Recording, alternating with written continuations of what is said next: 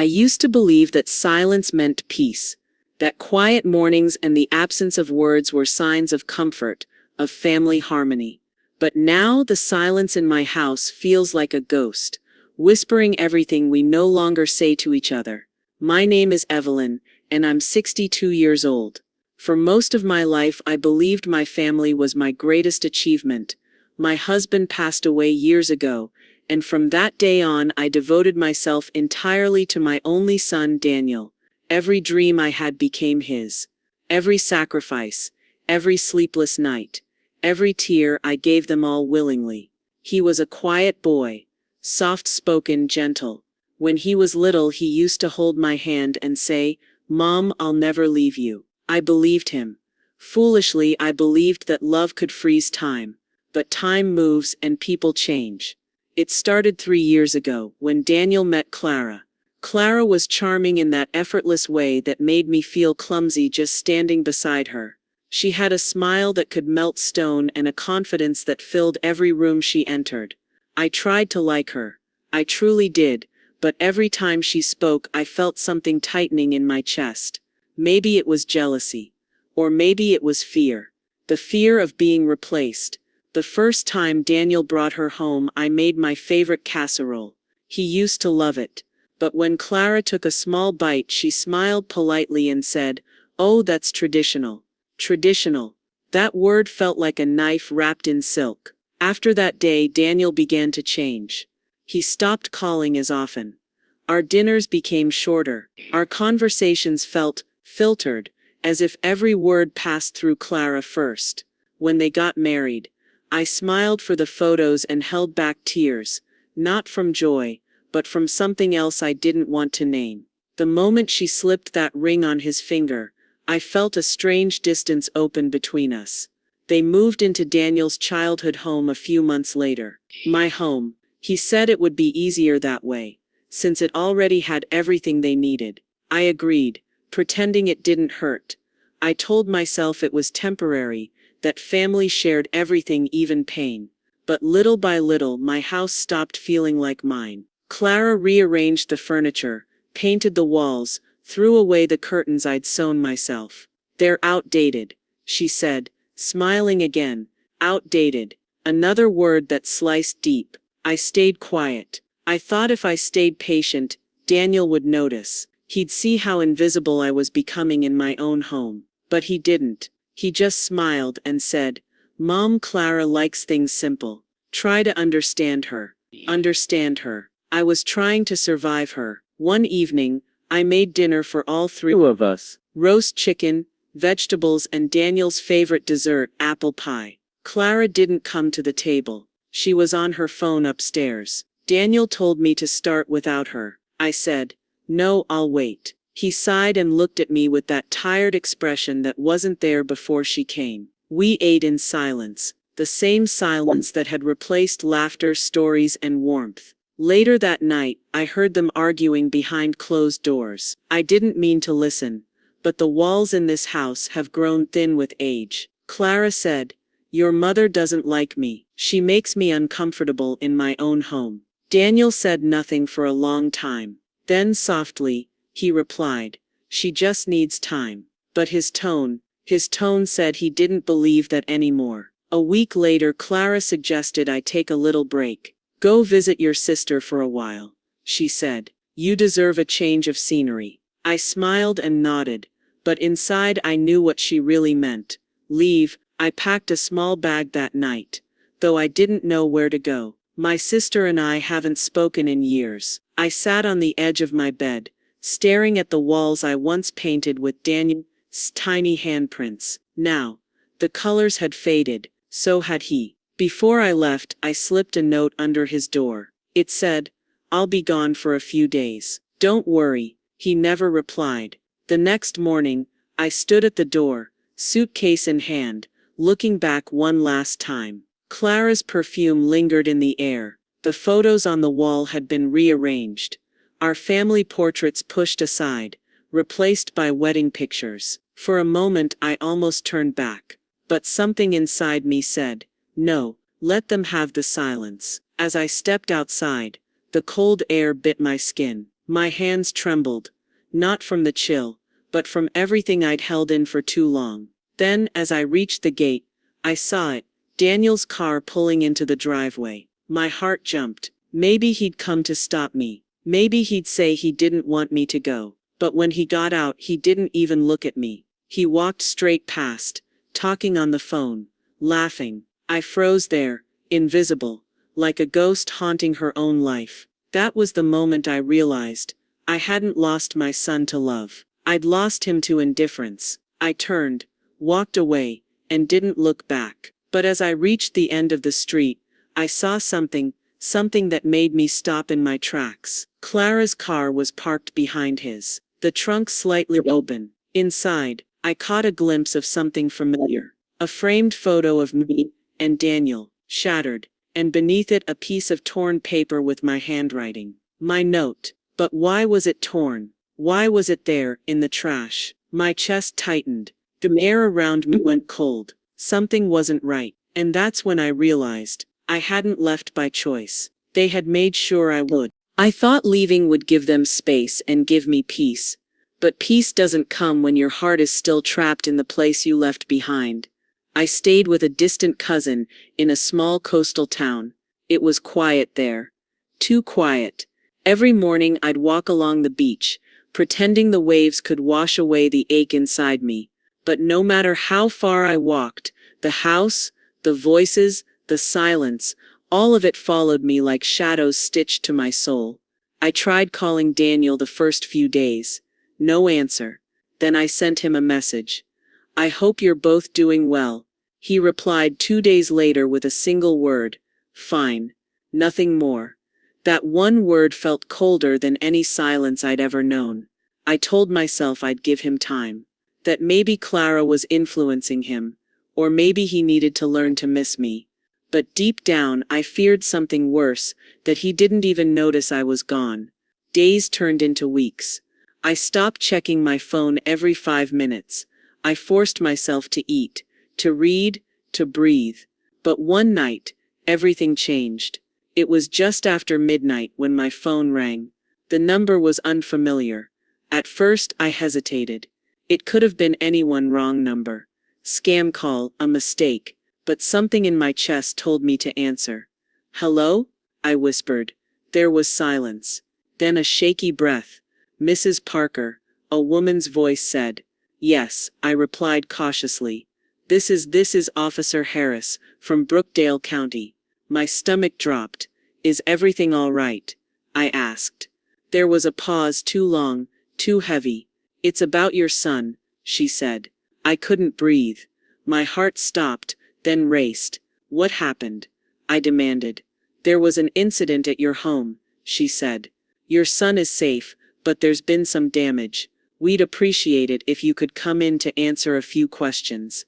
My mind spun. Damage? I asked. What do you mean? She replied. What kind of incident? But the officer didn't explain. She just said, it's best we discuss it in person. I barely slept that night. My thoughts ran wild. Had there been a fire? A robbery? An accident? But the part that hurt most was realizing Daniel hadn't called me himself. The next morning, I took the earliest bus back to town. The entire ride, I stared out the window, the scenery blurring as old memories bled into fear. When I arrived at the station, Officer Harris met me in a small, sterile room. She was polite, kind even, but I could sense she was holding something back. There was a break-in, she said finally. Your house was entered sometime late Sunday night. My house, I repeated.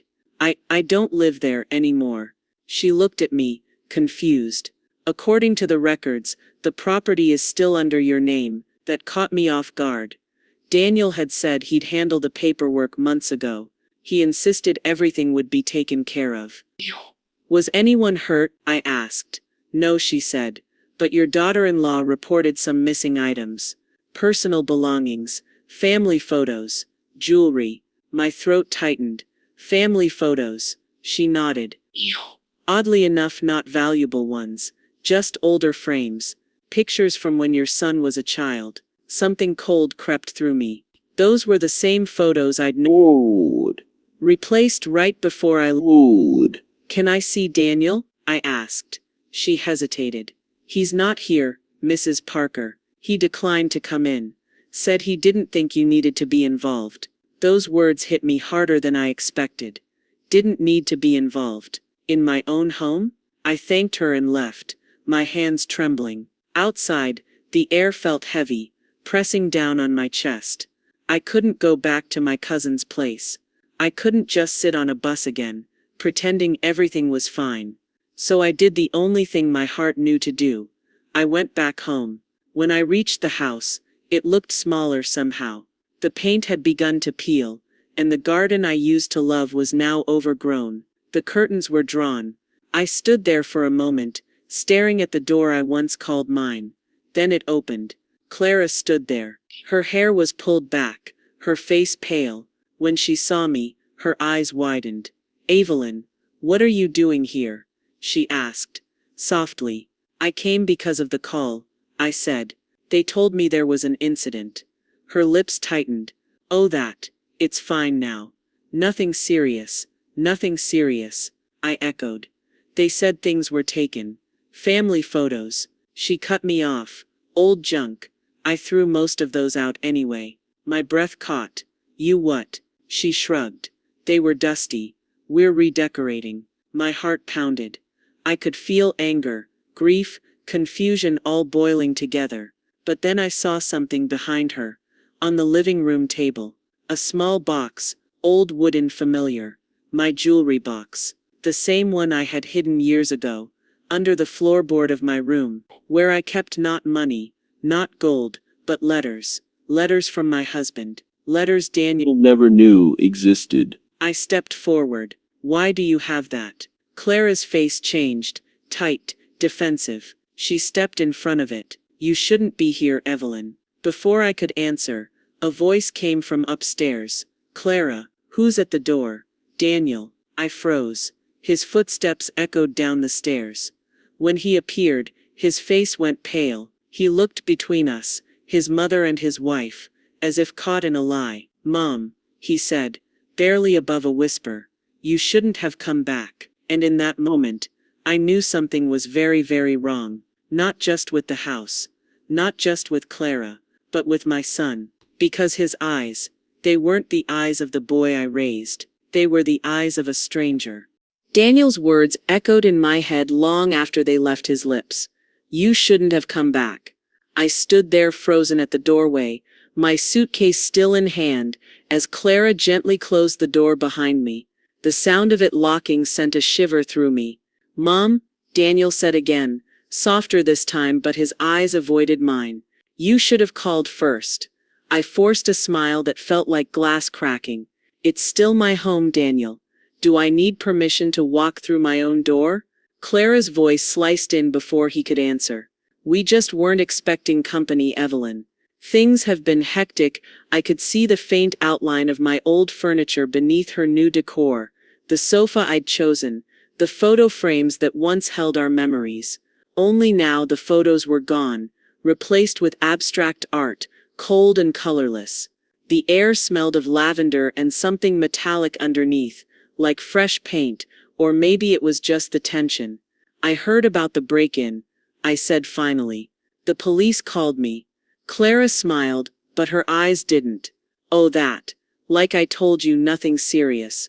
Probably some kids." Her tone was dismissive, rehearsed. But something in Daniel's expression, nervous, uneasy, told me there was more. "Then why didn't you call me?" I asked him. He hesitated. "We didn't want to worry you. Always we. I'd like to see my room," I said, brushing past them before they could protest. When I opened the door, it was like stepping into a stranger's version of my past. The bedspread was new, the curtains gone, the scent of my old rose perfume replaced by something sharp, bleach maybe. I knelt down by the floorboard, the one I used to hide the jewelry box beneath. My hands trembled as I pried it open. The space was empty, completely empty, looking for something. Clara's voice came from the doorway. I turned sharply. "That box didn't belong to you." She crossed her arms. Everything in this house belongs to us now, Evelyn. You gave it to Daniel, remember? I never signed anything. She blinked, then smiled faintly. Are you sure? Something about the way she said it made my stomach drop. I searched her eyes for a hint of mockery or guilt, but all I saw was calm. Too calm. The kind of calm that comes when someone knows they've already won. I left the room before my rage could spill out. Daniel stood in the hallway, hands shoved in his pockets, eyes on the floor. "Es secretes olgabulam." "Daniel," I said softly. "Why didn't you tell me about the break-in? Why didn't you call me?" He sighed. "Mom, you're overreacting. Clara was scared, that's all. We didn't want to drag you into it." I took a step closer. "Drag me into what?" He looked up then, and for a moment, I saw a flicker of fear in his eyes. Real fear. But before I could ask more, Clara appeared beside him and placed a hand on his arm. "Daniel, can you help me with the groceries?" she said smoothly. "I'll finish this conversation with your mother later." He nodded, almost obediently. They left together, whispering as they went down the hall. I waited until I heard the door close. Then I turned back toward the living room. That box, the one she had taken, was still on the table. I walked toward it, my pulse quickening. Slowly I lifted the lid. Empty. No letters. No photos. Nothing. But then I noticed something wedged underneath the fabric lining. A folded piece of paper. I pulled it out. It wasn't one of my husband's letters. It was a receipt, from a law office. Dated 2 months ago. Property transfer agreement. And the signature at the bottom mine. Except it wasn't. The handwriting looked similar, but not quite right. My name, Evelyn Parker, written in someone else's hand. My knees went weak. Clara's words rang in my ears. "Are you sure?" I sat down hard on the couch, my mind spinning. They had transferred the house, forged my name. But why? I folded the paper and slipped it into my pocket, just as I heard footsteps again. I shoved the box lid closed. Clara walked in carrying a tray of tea. "You look pale," she said sweetly. "Long trip." I forced a shaky smile. "Just tired." "Then rest," she said, setting the tray down. "It's been a long few days for all of us." She poured me a cup and handed it over. Her fingers brushed mine. Cold, deliberate. I took a sip, though something in me screamed not to. The taste was bitter. Strange. "You redecorated," I said, pretending to sound casual. She smiled. "Fresh starts are important.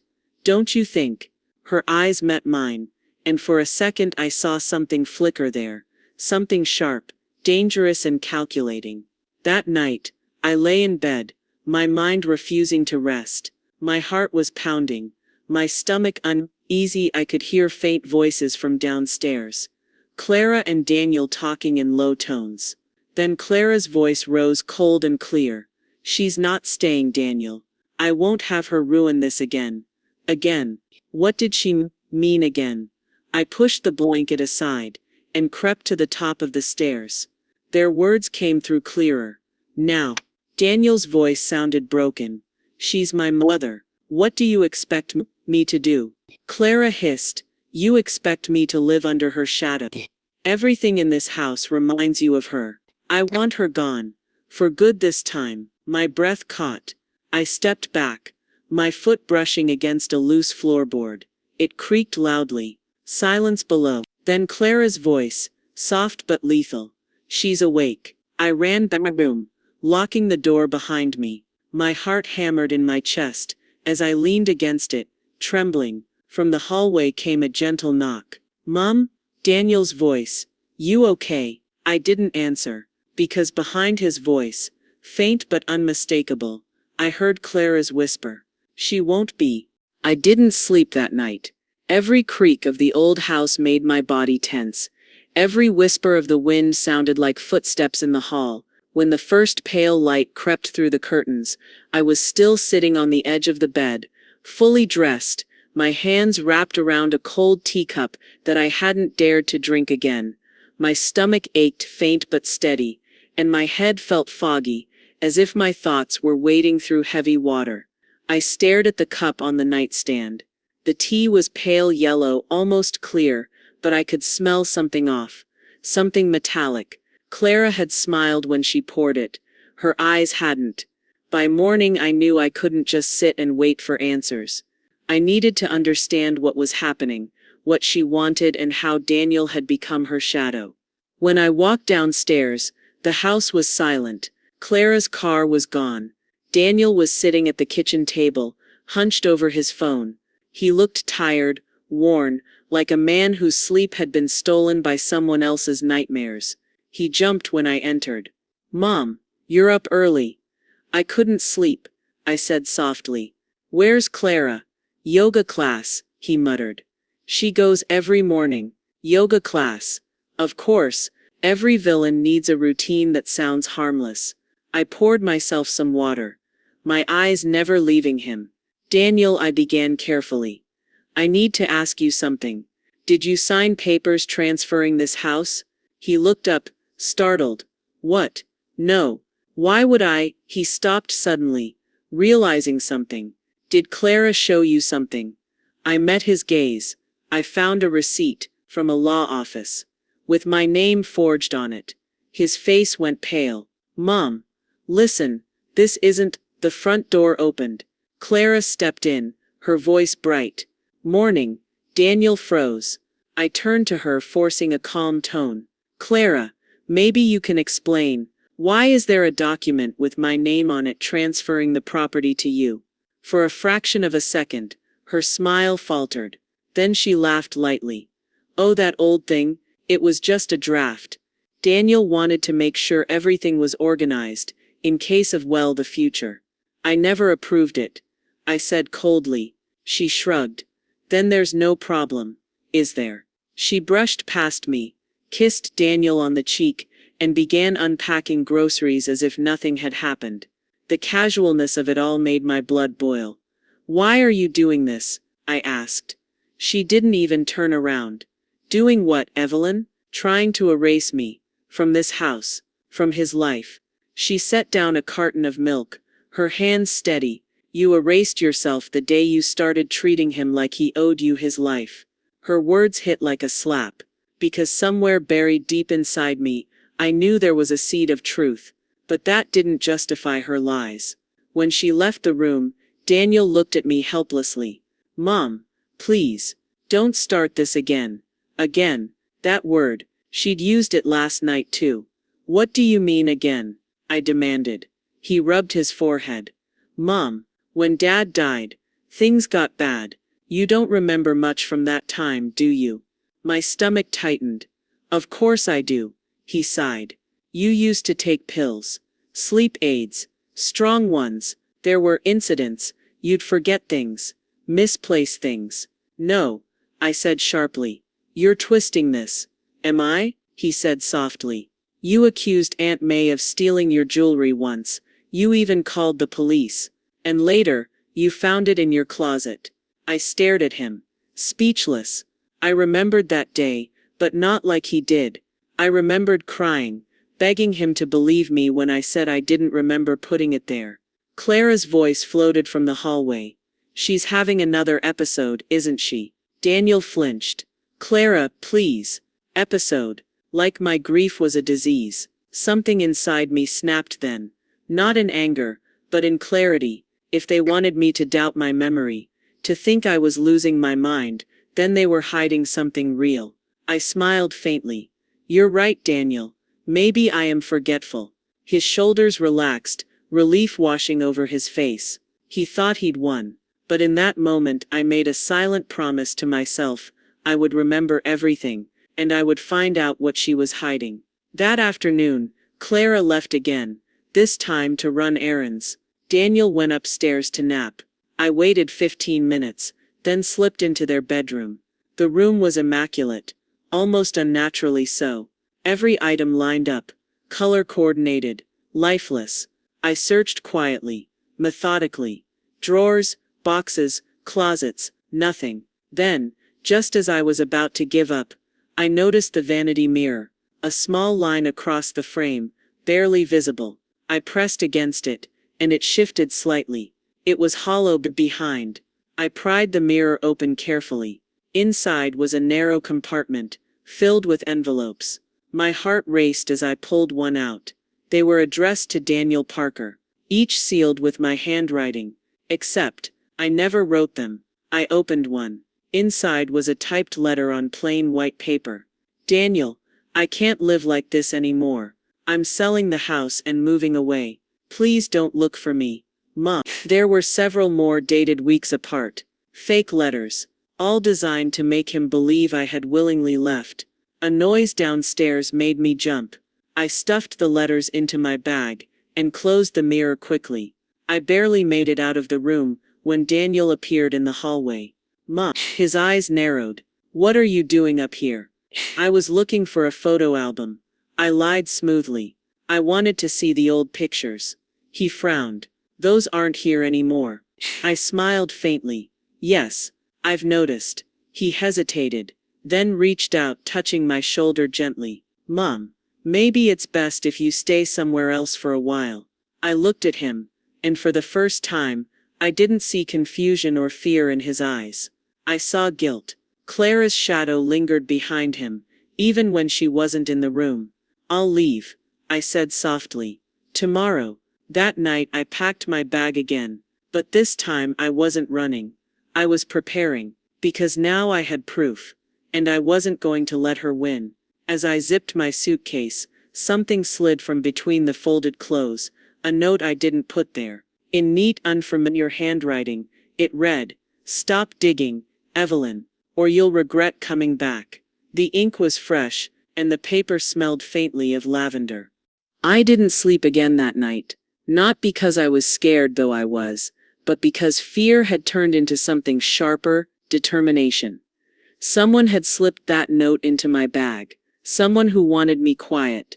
But they'd made one mistake. I've spent my whole life being quiet. I know how to listen. At dawn I left the house before either of them woke up. I walked to the old post office downtown, the one Daniel and I used to visit when he was a boy. The clerk there still remembered me, a kind man with tired eyes named Henry. "Do you still have the records from last year?" I asked. He frowned. "Depends on what kind of records, Mrs. Parker. Mail forwarding. There's been confusion at my house." He sighed and shuffled through a drawer. "We don't usually share that information." I slid him a sympathetic smile, the kind only an old mother can give. "Please, Henry. Just tell me if anything strange was ever registered under my address." He hesitated, then scanned his logbook. His brow furrowed. "There was one thing," he said slowly. "A few months ago Maying was being redirected temporarily to another address. It was authorized with your name." My heart pounded. "Where?" He handed me a small slip of paper. "An apartment complex on Maple Street. Unit 4B. I thanked him, left quickly, and stood outside in the cold morning air, my hands shaking around the paper. Clara had used my name. Again, I took a bus to Maple Street, an aging building with peeling paint and a flickering lobby light. I climbed the stairs, ignoring the protest of my knees, until I reached 4B. The door was closed, but I could hear faint music from inside. I waited, listening. Then when I was sure no one was there, I tried the handle. It was locked. I glanced around. The hallway was empty. A cleaning cart sat near the elevator, and from it, I quietly took a small metal key. The door opened with a soft click. The apartment smelled of lavender. My breath caught. The same scent that clung to Clara's clothes, to the note in my bag. It was her place. Inside, everything was organized. Too organized. On the desk lay several envelopes, all addressed to me. Not opened. Not sent. I picked one up. It was one of my letters. Old handwriting. Faded ink. Letters I'd written to Daniel when he first moved out. Years ago. Clara had kept them. Hidden them. On the table was a small black folder. Inside it, documents. Copies of IDs. Photos. I flipped one open. The photo was of Clara. Only her name wasn't Clara. It said Melissa R. Donovan. My stomach dropped. The birth date was different. The address unfamiliar. The photo was the same face, but the name, the history, everything else had been erased and rebuilt. Whoever Clara really was, she wasn't who she claimed to be. A noise from the hall made me freeze. I shut the folder and slipped it into my coat pocket, just as footsteps approached. Keys jingled.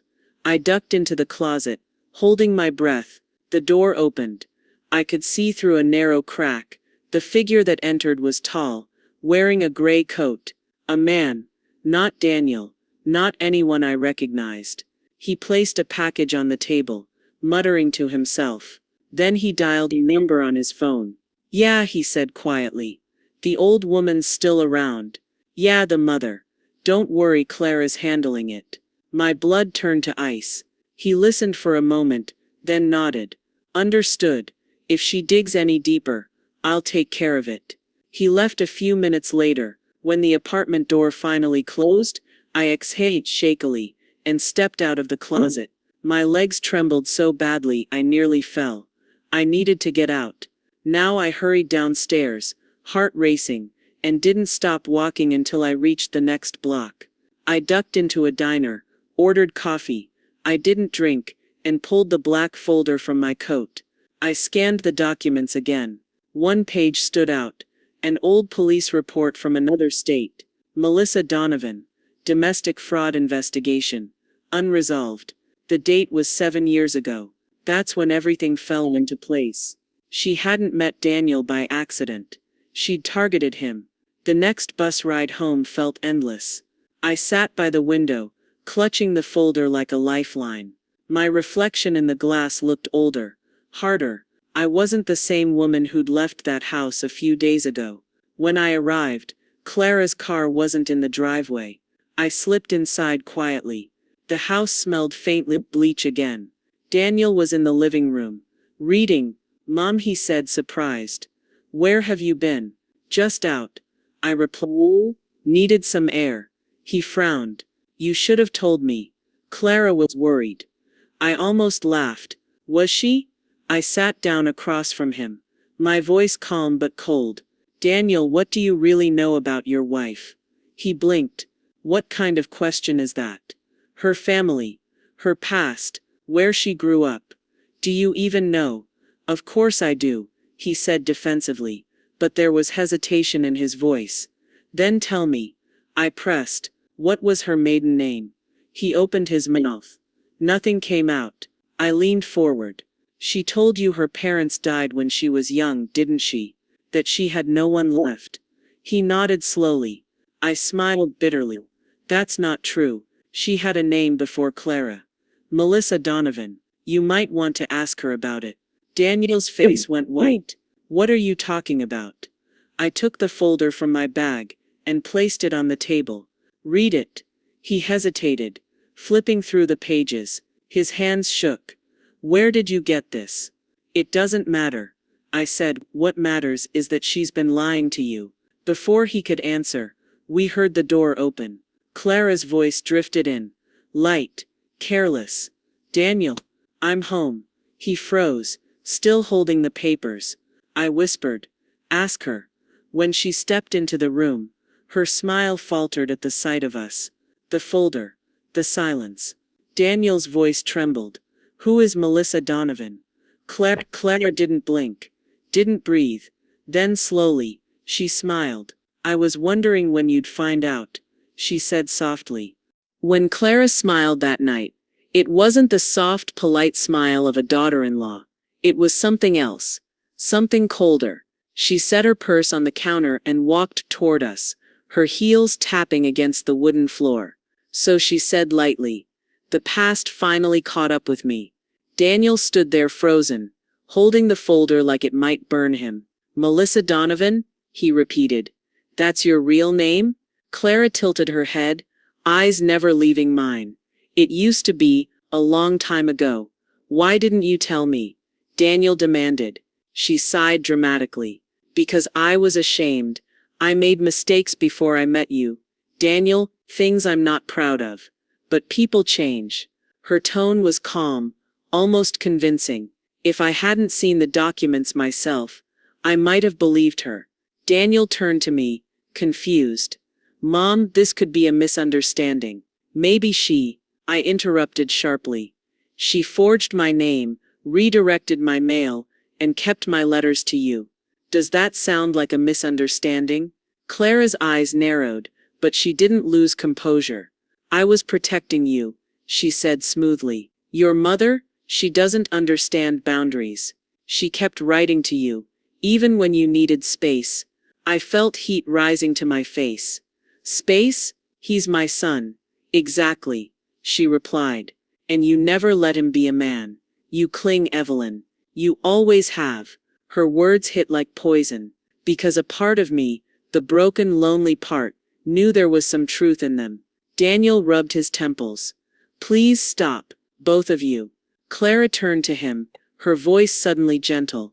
Honey, you know I love you. Everything I did was for us, for our peace. For a moment Daniel's expression softened. He wanted to believe her. She saw it too, and stepped closer, placing a hand on his chest. I came from nothing, she whispered. I changed my name to escape people who hurt me. I wanted a new life. With you. Her voice cracked at the end. Tears shimmered in her eyes. It was almost perfect acting. Almost, but I'd seen her eyes when she smiled at me before. And the look she gave me now was the same. A warning. Daniel exhaled slowly. I don't know what to think.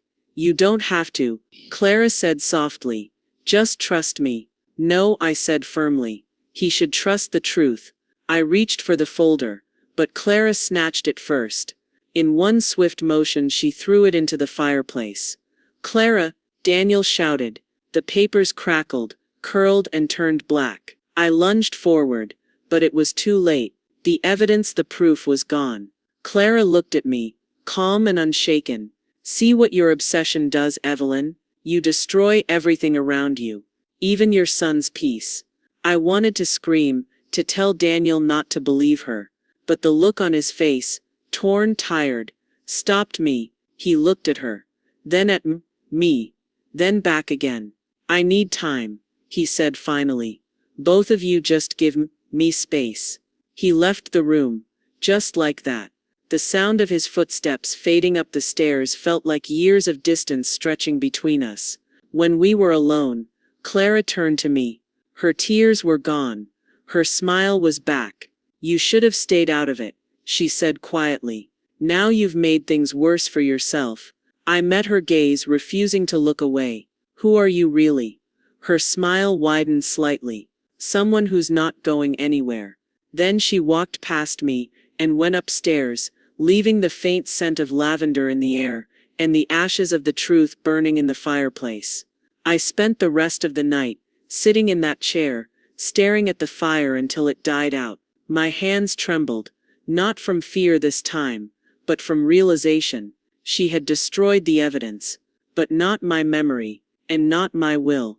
I went to my room, closed the door, and pulled out my old photo albums. Pages of birthdays, Christmas mornings, Daniel's childhood smile.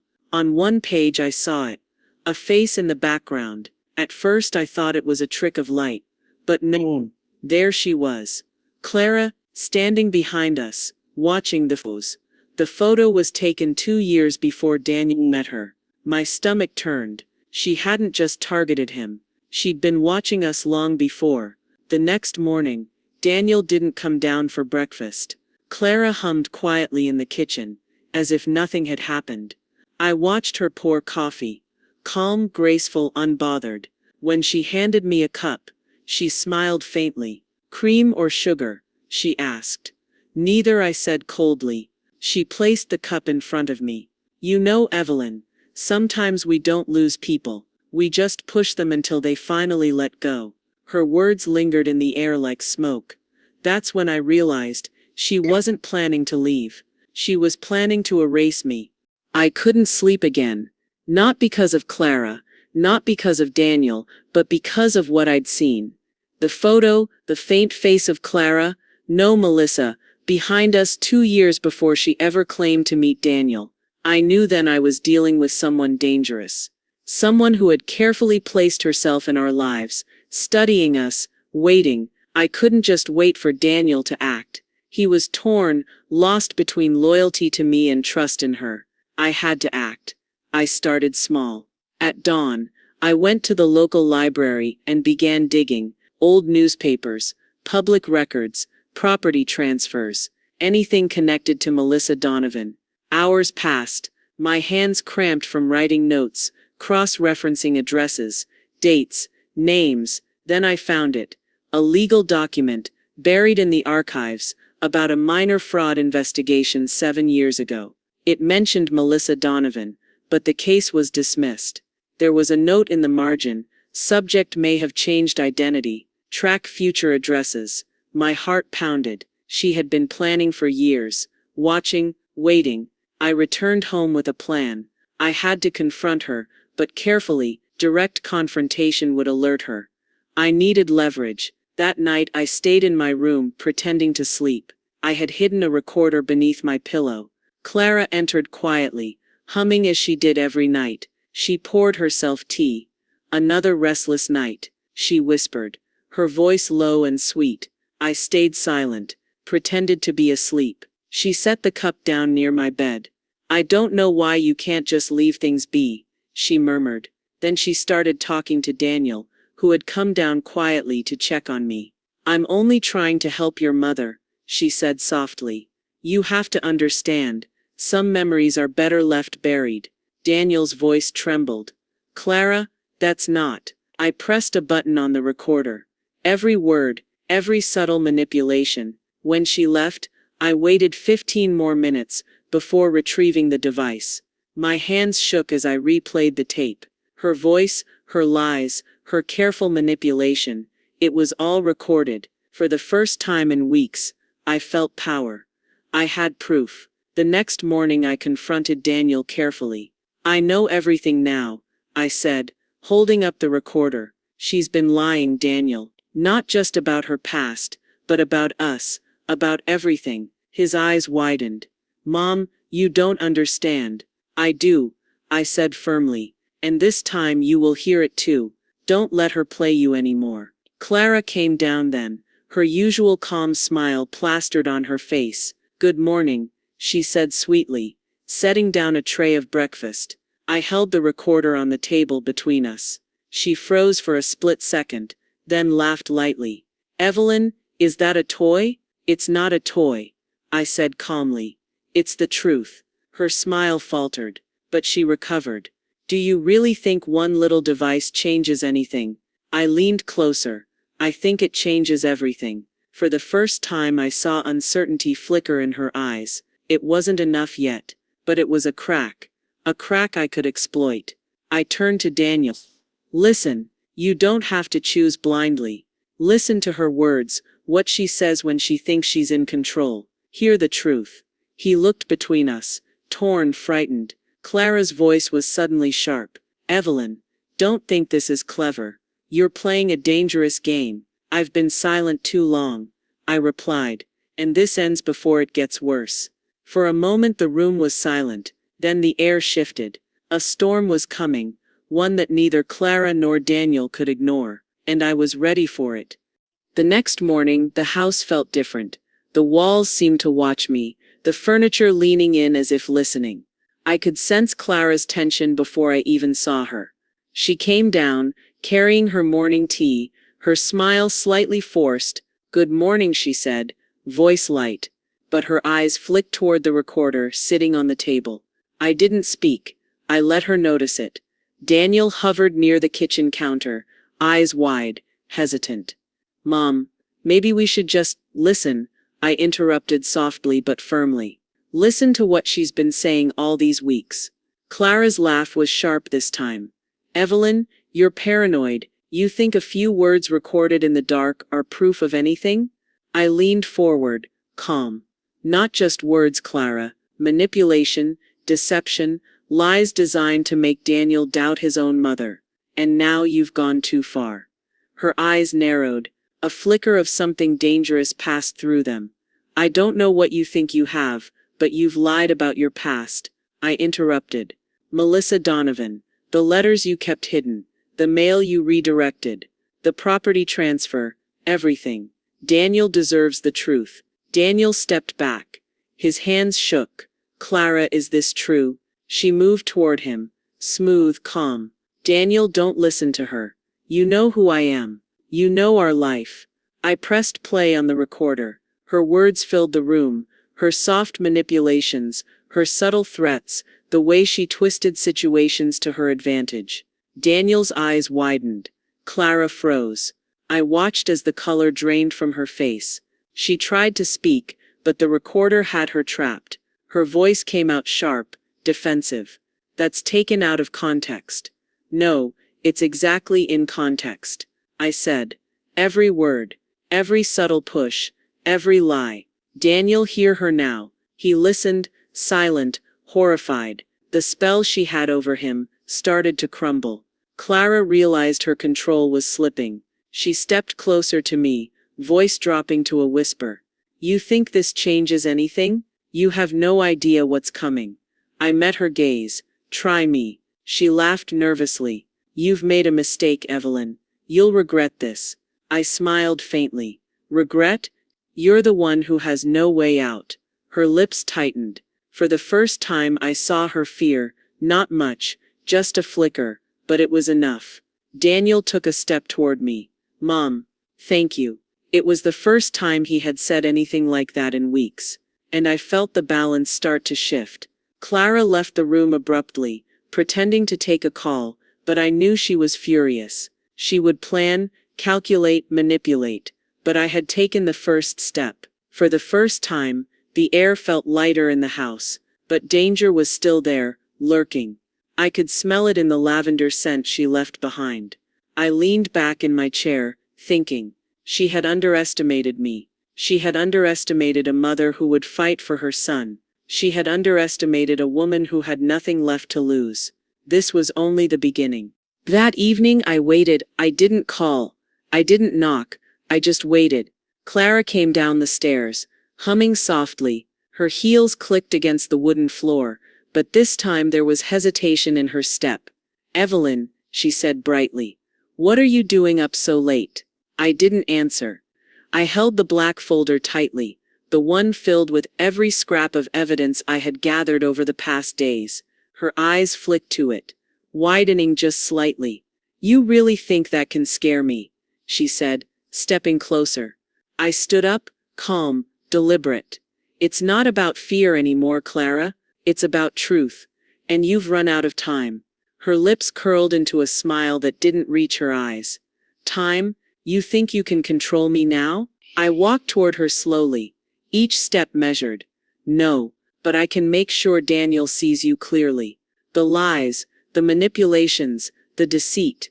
He deserves to know. Daniel appeared at the top of the stairs, watching us both silently. His face was pale, torn between the two of us. Clara laughed softly. Daniel, don't listen. You know who I am. I held the folder out to him. Read it. Every word, every document. See the letters, the redirection, the forged property transfers. Hear her recorded voice. Know who she really is. His hands shook as he took the folder. He opened it carefully, his eyes scanning the pages. Clara's composure started to crack. Her voice rose. Daniel, don't trust her. She's trying to twist everything. I kept my voice calm. She's been living a lie, for years, targeting you, controlling you, trying to erase your family. Daniel looked up at her, his gaze sharp now, seeing the faint flicker of fear in her eyes. Clara, Melissa, is this true? Her smile faltered. You don't understand. I understand enough, he interrupted, his voice steady. I see the letters, the documents, the recordings, everything. She backed up slightly, the first sign of vulnerability I had seen. Daniel, you can't. I can, he said firmly. And I will. No more secrets. Clara's shoulders tensed. She realized she was losing control. She tried one last time, stepping closer, her voice low and threatening. If you betray me, Daniel, you'll regret it.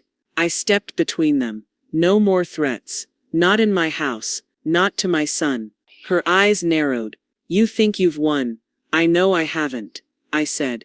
But you've lost your power here. Your lies are exposed.